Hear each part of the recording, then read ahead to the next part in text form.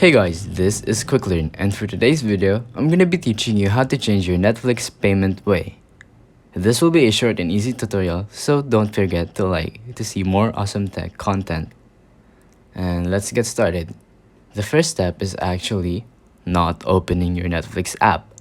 Instead, we're gonna go to Safari and searching for netflix.com. By the way, you can use either Google or other browsers that you have.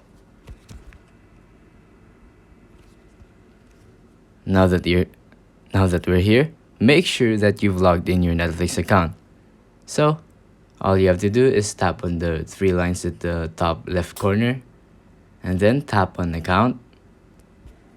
So, now that you're here, you're gonna want to tap on change billing info. Once you do that, it's gonna ask you for your account's password, and then you're gonna have to change the billing info. And that's pretty much it. Just type out your information and whatever you want to change the billing info to. And it's as simple as that. If you think this video was helpful, please consider liking, subscribing, and hitting the notification bell. Any comments and suggestions, feel free to comment down below.